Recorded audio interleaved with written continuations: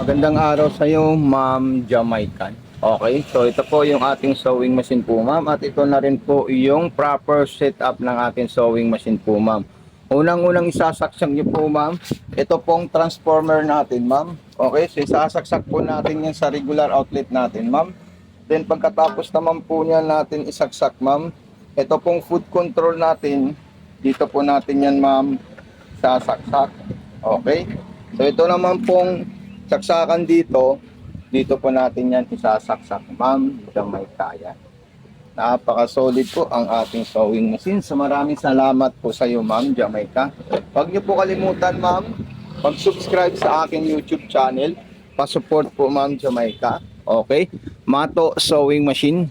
Same name sa aking TikTok shop. So ganito naman po, ma'am Jamaica, yung proper na pagtatanggal natin sa ating bobbing. Ito po siya. Ayan.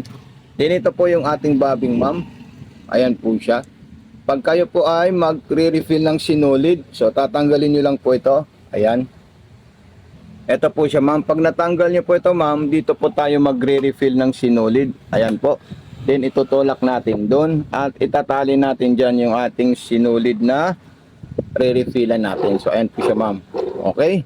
Pagkatapos nyo po mag-refill ng sinulid, tatanggalin nyo po ito at ilalagay nyo po dito.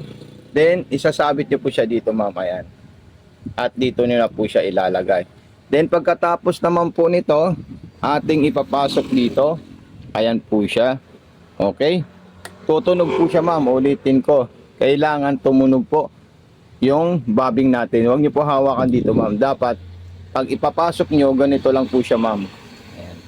Tutunog po yan. Okay. Then maglalagay po tayo ng sinulid sa itaas.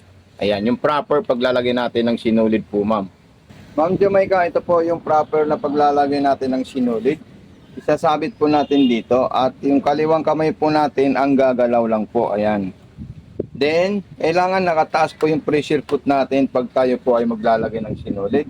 Ayan po yung hook natin, inikot ko po to para tumaas or lumabas po siya, ma'am. Then, papunta po sa kaliwa. Ayan. Pagka may pasok natin dyan at may sabit natin dyan, diretso po na tayo dito, ma'am. Ayan. Okay? At saka dito rin po. Ayan. Then butas na po ng karayom, ma'am Jamaica. Okay? Pagpasok natin sa karayom, ipapasok natin papunta po doon, ma'am. So ayan po, ma'am, ipapasok natin sa butas ng karayom itong sinulid natin, ma'am. Dire-diretso lang po siya, ma'am Jamaica. Ayan. Yun. Okay? So yan, hindi pa dyan nagtatapos dahil kailangan natin ilabas itong sinulid natin ng galing sa karayom. So papaano po yan, ma'am? Ikutin natin ito, ma'am, at hawakan natin yung sinulid ng galing sa karayom. Okay, so ayan po silang dalawa. Makikita nyo po, magsasama po silang dalawa sa ilalim. Dinihilain ko na po yung ating sinulid. Eto na po siya, ma'am. Ayan. Okay, then pagkatapos po nyan, atin ipapasok sa likod. Ayan. Then ilalagay natin yan at isasarado na natin. So ito na po siya, ma'am. Ayan. Ito na po yung cover na sinasabi ni Madam kagabi. So maglalagay na po tayo, ma'am, ng tela. Okay. So subukan natin yung performance ng ating sewing machine na Genome brand. Ayan. Okay, so ito na po yung tela natin, ma'am. Okay. So pag mga ganitong tela po, ma'am, ang tahi po na kailangan natin dyan is ito po siya, ma'am. Dahil pang cotton po siya, ma'am. Ayan. Okay. So ayan po siya, napaka-solid at napaka-smooth po ng performance natin. Ito naman po yung lock or yung reverse niya po, ma'am. Ayan. Ayan. Ito, wala na po ito at saka ito po, ma'am. Style lang po niya yan, ma'am. Okay. So ito, ipapakita po natin sa iyo yung ginawa po niyang stitches, ma'am. Okay.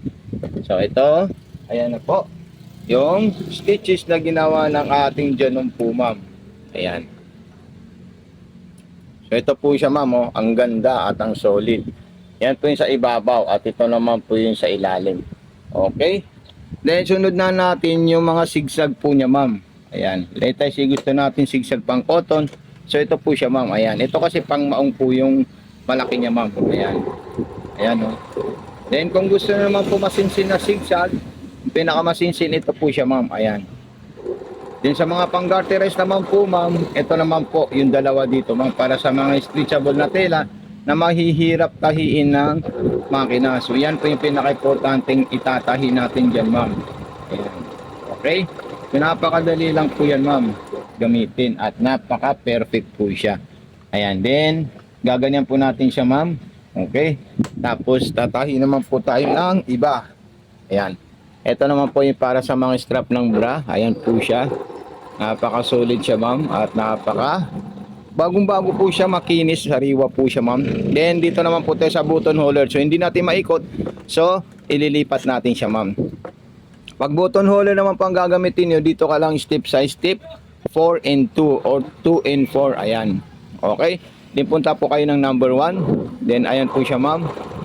Then pagkatapos niya po, ma'am, ilalagay niyo po sa 4 and 2 ulit para mag-lock po siya, ma'am. Okay? Then punta po kayo sa number 3 para matapos niya po yung button holder niya po, ma'am. Ayan. Ganyan po siya ka-solid, ma'am.